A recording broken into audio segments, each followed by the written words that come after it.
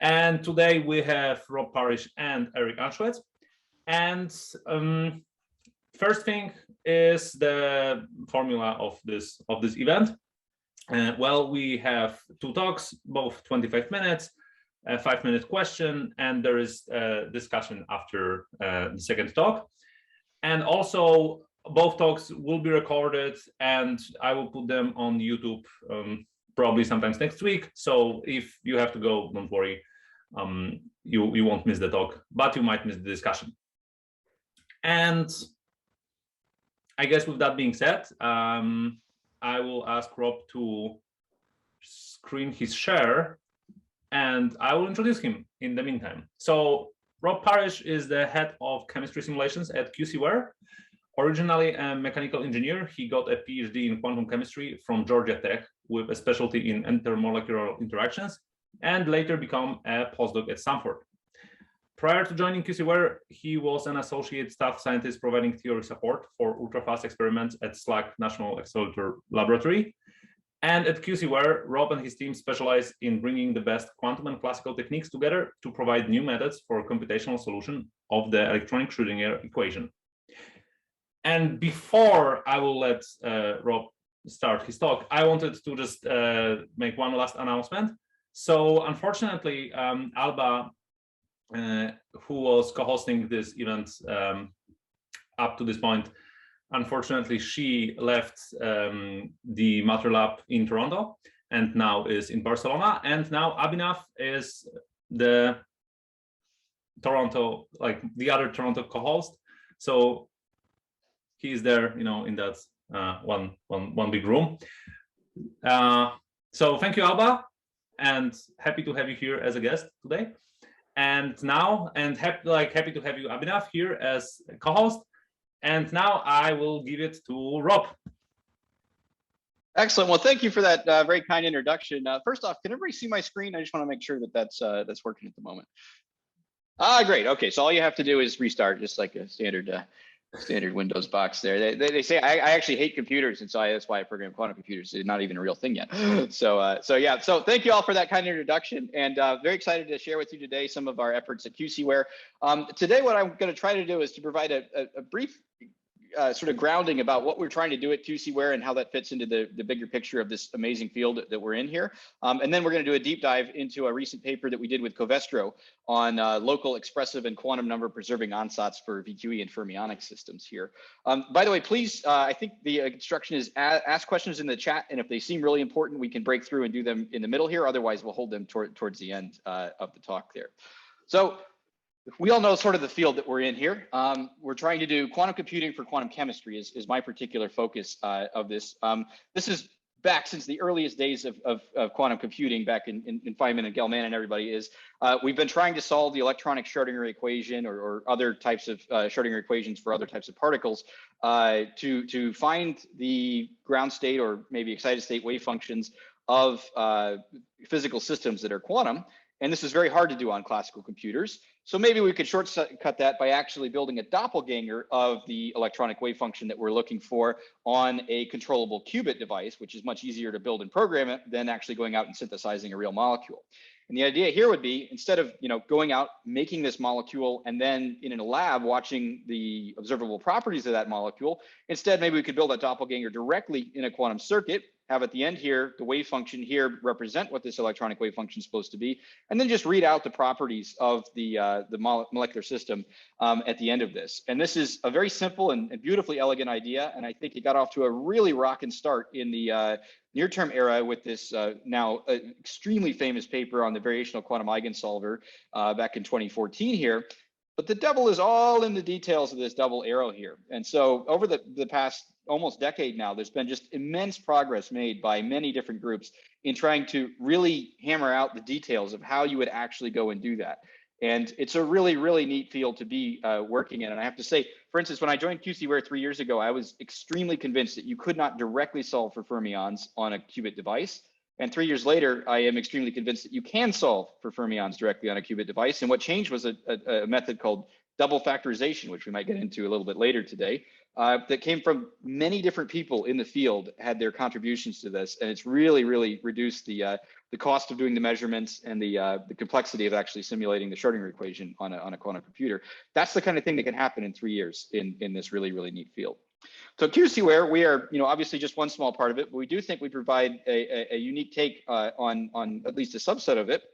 Our basic mission is, if they were to give us 200 to 500 qubits with enough nines of fidelity that we could run our hopefully very short circuit that would produce something interesting, would we be ready to use that to do practical chemical design work by solving the Schrodinger equation in a mixed quantum and classical way on that and be able to obtain industrial advantage? I think the answer is that we're much closer than we were 3 to 7 years ago, but we're not quite there yet. There's a lot of things that we need to do to actually, really improve things along the way there. So at QC Ware, we have several specific research tracks that we're going on. One is, there's been a lot of emphasis in the physics literature, which is all very good, but on the ground state energy of the molecule. And so we've done a lot of work over the last few years on trying to get VQE and other methods like it to compute other chemical properties, like excited states and transition properties. That's where our MC-VQE method comes from. On calculating the gradient or derivative properties, also known as a response formalism. And then even more recently, I got a slide in a minute on intermolecular interactions and how you can calculate the binding between two non-covalent molecules with that. This is the kind of thing that you just need to map the technique from the classical electronic structure literature and maybe change your quantum algorithm slightly to be able to handle these additional chemical properties, but might make it easier to get real industrial advantage out of these hybrid methods. The next is, there's a lot of work deep in the quantum algorithms at trying to make the VQE and other methods like it perform better. And so we've got some papers on things like, how do you optimize the parameters of the VQE circuits? We have a technique called Jacobi optimization for that. That's actually quite similar to other techniques that came out about the same time. And then the paper we'll be talking about mostly today is, what Entangler circuit do you build? It's sort of this sculpture thing that you build and then you optimize some parameters on it, but there should be some guidelines as far as what you do for that. And we'll have a whole series of discussions on that today. And then another, I think, very important track is to identify alternatives to VQE. VQE is a heuristic. It's extremely interesting and I think quite powerful method, but maybe there are other things beyond that. And so this research track is we call it quantum filter diagonalization. At almost exactly the same time, there were other methods that came out in the field that are quite similar, sort of falling these days under the umbrella of variational quantum phase estimation or quantum Krylov algorithms that are all there. And we have some work with that very recently with IBM, with Mario Mata and Jeff Cohen over there on actually merging that with double factorization, which looks like a really neat method that could get really short-term things. So you can see we're doing a mixture of sort of very deep research here, as well as trying to couple it as much as possible to the real practical state of the art in the field for things like that. So 2 just very brief vignettes before we dive into the technical stuff. One that we completed recently is, how do you compute the binding between 2 non-covalent monomers? This is what I did my PhD in, actually. So say you have, this one has a probably not very multi-reference, but this p-benzyne here is quite multi-reference. It's a biradical and has about 6 very strongly non-Hartree-Fock orbitals in it, in the natural orbital spectrum there. How do you calculate how these 2 bind together? Well, there is an old technique that we know of for a long time called the supramolecular approach, which is just calculate the energy like this, and then pull the molecules apart, recalculate the energy, and subtract. And the problem is, with any NISQ-era algorithm, you're going to get at least shot noise, and as well as probably a lot of decoherence and variational Ansatze errors in that. And I don't think subtraction is valid as an approach to do in the NISQ-era for that. Instead, what we did is we took this method called SAPT, which I saw Jerome on the call. Jerome and I worked on this for years and years on the classical side, and it directly computes contributions to the interaction energies as sort of first order observables. And so you can just accumulate those to 2 or 3 digits of precision, and that should work quite nicely for you. And that's exactly what we find. You find, you can run a really coarse VQE where your errors on this are on the order of, tens of kcal per mole.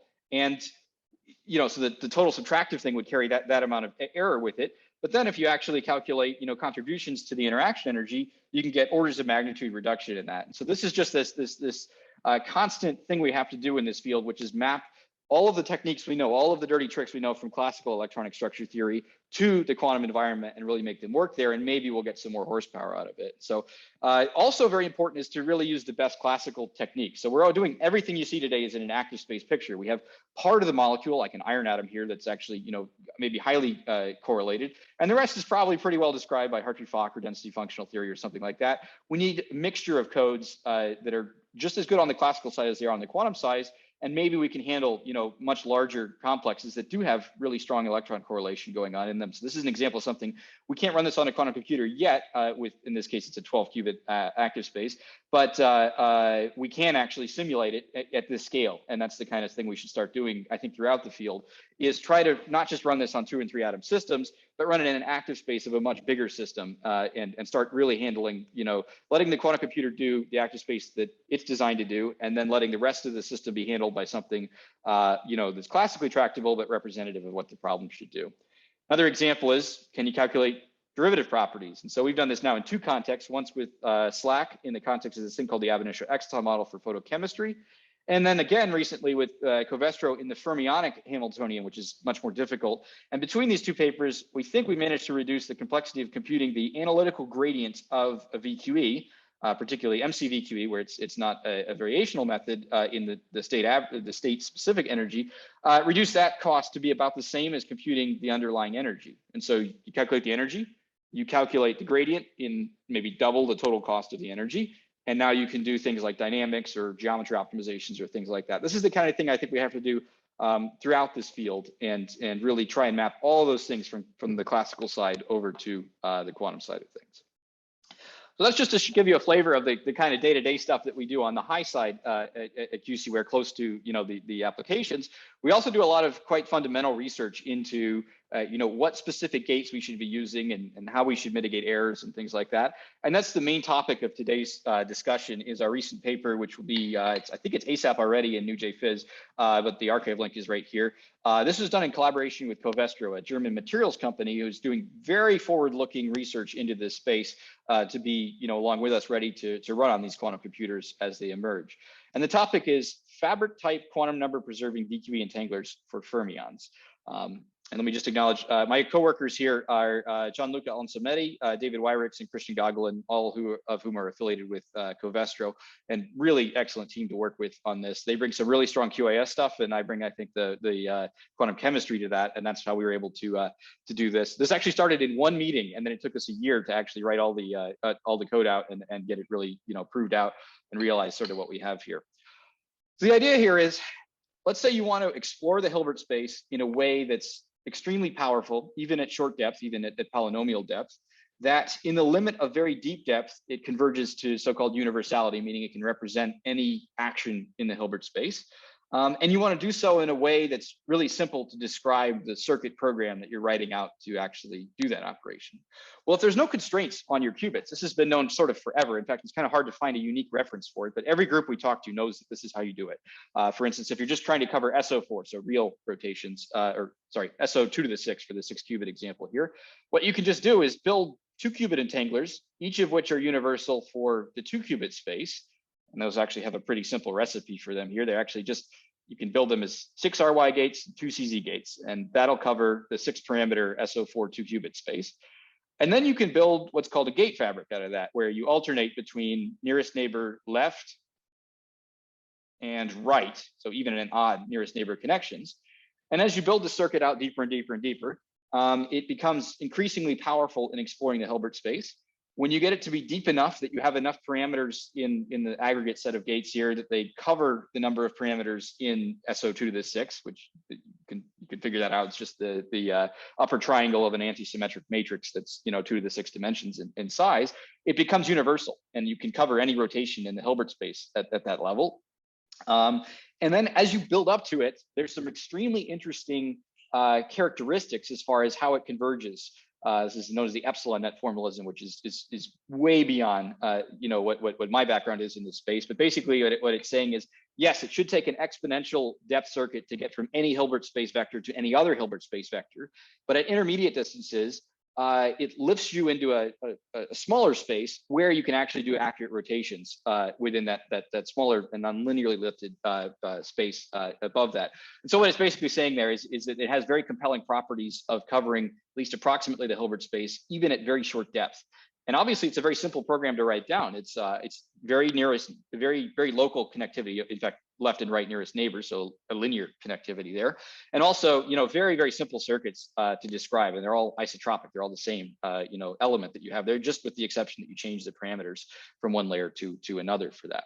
So that's been known forever as far as what you would do if you're trying to explore the qubit Hilbert space of 2 to the n dimensions. But there's a very big gotcha, and that is that qubits are not fermions, they're not electrons. And in fact, if you're trying to emulate operations on fermions, but doing it on a qubit device, you'll find that your operations are extremely highly and structurally constrained by the symmetries of the electrons. So this is all goes back to this double arrow I was talking about earlier, that the electronic wave function, the qubit wave function behave somewhat differently. Let me give you just one quick example of that, and then we'll dive into the true complexity of this. Let's not think about spin at the moment. Let's think about just a spin-free orbital A and a spin-free orbital B here that you have to deal with. And so if you use the Jordan-Wigner mapping, which we're going to use today, what you end up with is what the Jordan-Wigner mapping is saying. Let's say here, A is in my notation here the left qubit index here. And so it's just saying, is there an electron present in this orbital or not, right? So if it's 0, there's no electron in orbital A, and if there's 1, there is an electron in orbital A. And the same thing happens for B, and you end up with a 4-dimensional Hilbert space as far as what the combinations are there. But if you're a quantum chemist, you immediately think of it in terms of these 3 breakdowns of that space in terms of if there are 0 electrons present, if there's 1 electron present, or if there's 2 electrons present. And that's sort of an external thing. When you write the Schrodinger equation down, often you don't even denote this. You write H psi equals E psi. But along with it, you have another constraint, which is that N psi equals N operator psi equals N scalar psi, which means you have a given definite number of electrons that's an integer that you want to keep in your system. And you're required to actually co-diagonalize that operator along with the Hamiltonian and get a number pure eigenstate to come out of this. What this means in another way is, if I started with 1 electron, I should only fly around in the configurations in the qubit Hilbert space that preserve that total number of electrons. And if you apply the circuit on the previous slide to this, you will immediately fall outside of that space, and you'll end up getting configurations that mix all over the place and get you like 3 too many electrons or 40 too few electrons and that kind of stuff. And this can be sort of deleteriously bad as far as, if you're trying to use a variational ansatz to actually do that. And so the question that sort of motivated the project we're about to get into is, can you do operations that look like a gate fabric and also that preserve the quantum numbers of the Hilbert space? Let's still start with this concept of just total electron numbers. We're not going to talk about spin yet. This is also sort of well known in the literature. This is called Hamming weight constraints, exactly the one you saw on the previous slide. What we might be tempted to do is to actually just take our SO4 gates that we've had previously and just turn them into 2 qubit gates that, instead of covering all of SO4, locally preserve the total number of electrons, or the total Hamming weight there.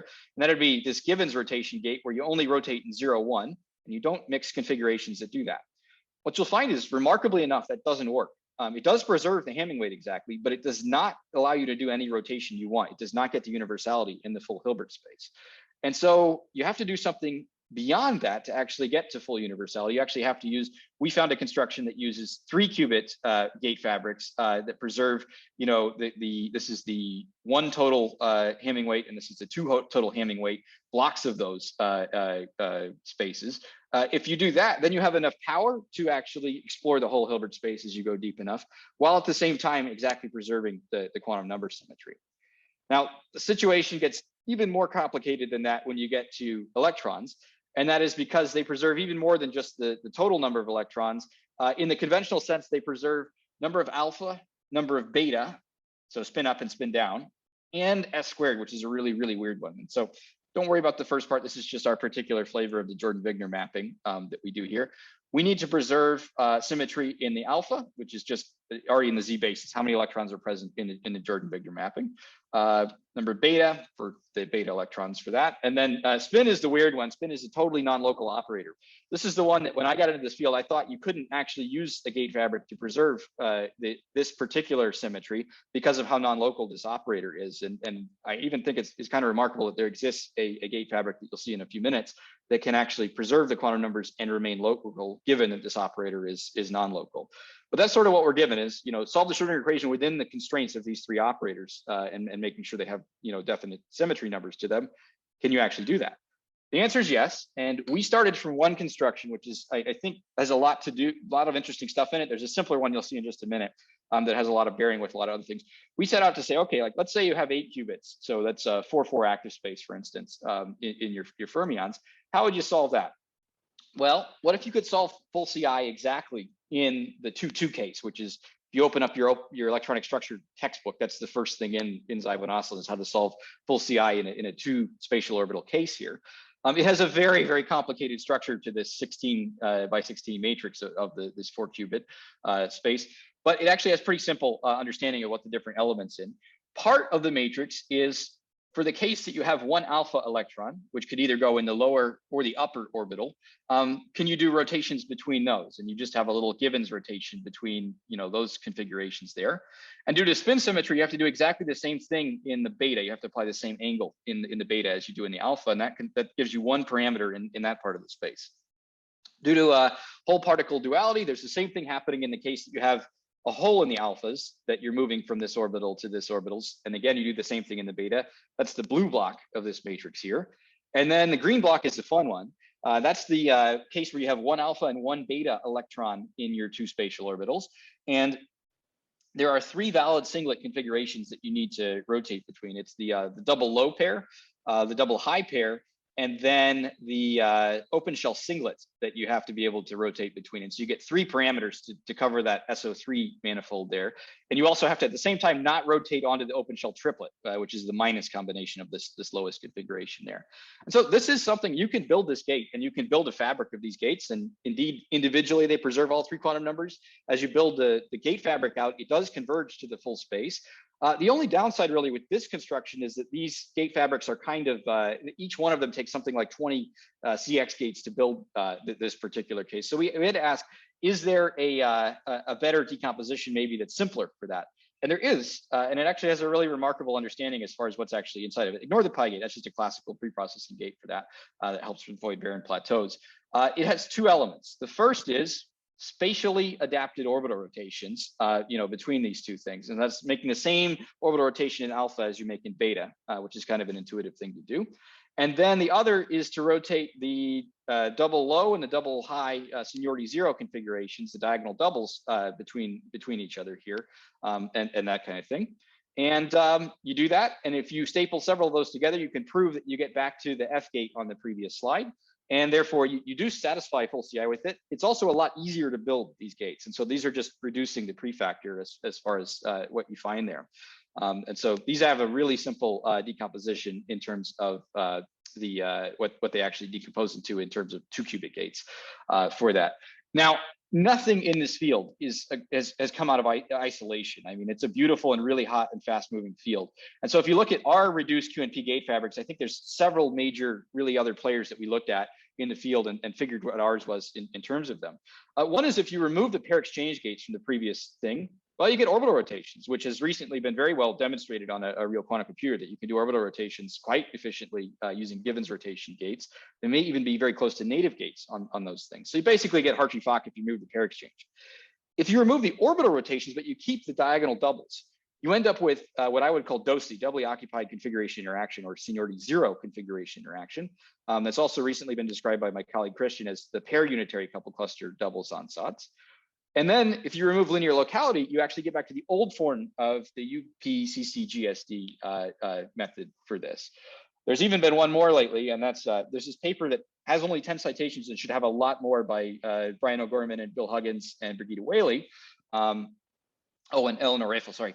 That is, they took this lower paper, KUPCCGSD, which is a non-local ansatze, and they sort of rearranged it to be as local as possible. And you end up with something very highly similar actually to what we came up with.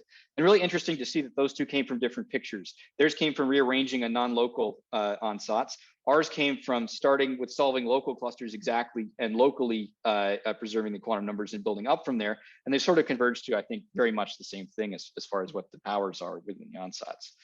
And so I have just a couple of minutes here. It seems to work really nicely as far at both extremes. You need, of course, an exponential depth to get universality, but we do see when you cross over the number of parameters in your CSF Hilbert space for your Fock space, you do see a very drastic reduction in the error at that point, which is the heralding of the numerical onset of universality.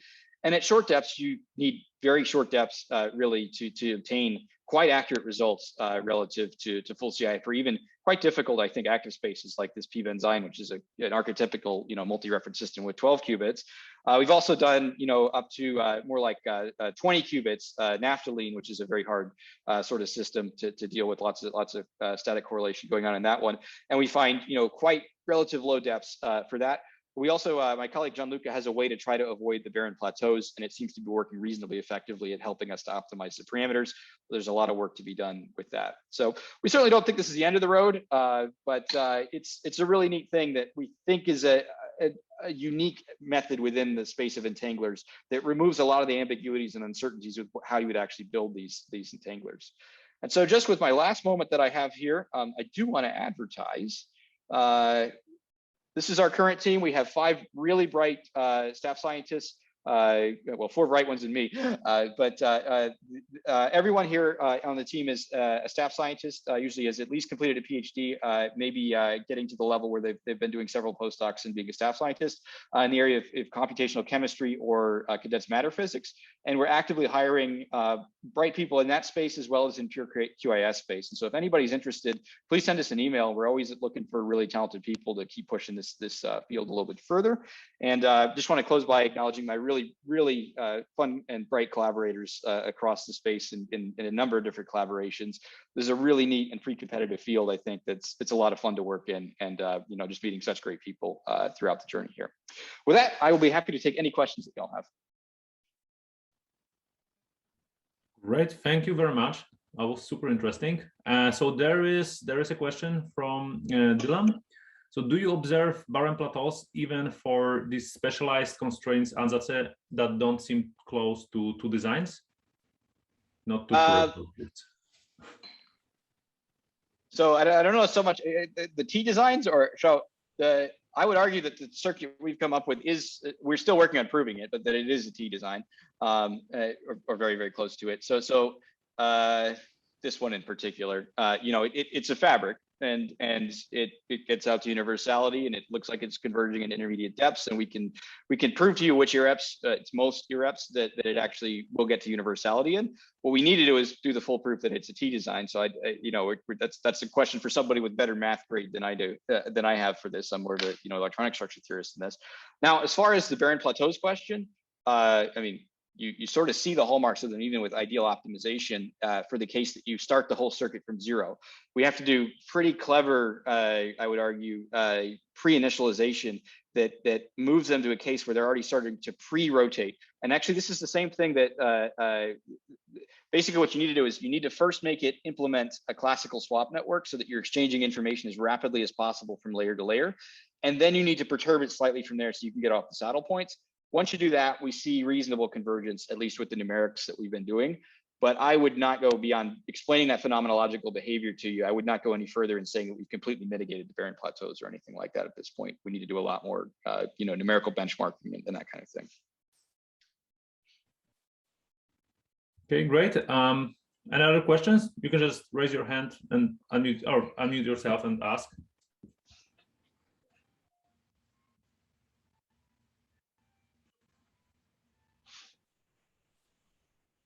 Okay, if not, then I have a question maybe. So I just like a remark. So when I look at like those matrix where you showed those different terms like colored differently. This one here. So we're on. Yeah, yeah. Yep. So it reminded me a lot about combinatorial optimization problems, because I've seen very similar matrices in problems with constraints. So I was wondering just whether you, because like constraint optimization is something that's pretty common in like, you know, kind of combinatorial optimization problems. And I was just wondering whether you have seen any parallels, or you maybe were inspired by any methods coming from, like, you know, not chemistry but optimization to handle the constraints, or not really? No, it's just, let me tell you colloquially and maybe scientifically about that. So the first thing is I view all electronic structure theorists as professional nonlinear optimization people. That's the only thing we do is write down an ansatz and use continuous parameters to optimize it. And with the exception of things like augmented Hessian approaches or augmented Lagrangian approaches, there is nothing. You would never want to do anything with constraints in it. So what you do is you recast your problem in a way that constraints disappear. And so that's what we've done here is we built an ansatz where we have continuous parameters which are unconstrained, and then when you build them into this matrix, the constraints get embedded naturally or topologically into the thing there. Now, where I can provide some sort of overlap observations with other areas like combinatorial optimization is if you've ever read the papers on ring mixers or XY mixers you know, those kinds of things from the Quayle group and Los Alamos in like Hamming weight constrained you know, QAOA and stuff like that. There is some overlap there. In this case, we actually developed ours, you know, like 18 months ago, and then it took us over a year to write the paper out and stuff like that. So we weren't in that case inspired by those, but it's a lot of, there's a lot of overlap between these things. In fact, our particular this one here, this is not actually interesting for fermions. This is very interesting. This is the Hamming weight constraint. Very interesting for binary optimization with the total Hamming weight constraint, and very highly overlapping with some of the things that that's done in the ring mixer approaches. My only caveat there is some of the ring mixer stuff actually is not universally. I see it. This is just a PSA for the whole field. Is I see a ton of work being done with this gate fabric here. A lot of people using these 2-qubit Hamming gates or Givens gates to do work, and it looks great, but it's not universal. So you have to be very careful that you don't fall in the trap that for your small test cases, you think you're universal. And then as soon as it gets to a bigger system, it's not universal all that. For instance, for Hamming weight preserving, you need at least 3-qubit constructions, which some of the non-local XY mixers do manage to satisfy that. But I would say in the context of this project, we were going sort of straight on for fermions, which is much harder. So that those slides back there were just for pedagogical reasons to describe a simpler case. We were going straight after this case, which has 3 symmetries in it, alpha, beta, and spin squared. And really, there's nothing less than a 4-qubit gate that you can use for that. And I would argue it's even more symmetrical than the 3-qubit ansatz for total Hamming weight on the previous slide there. So sorry, just this mishmash of observations and sort of how things happen there. Oh, cool, great. Thank you very much. Okay, so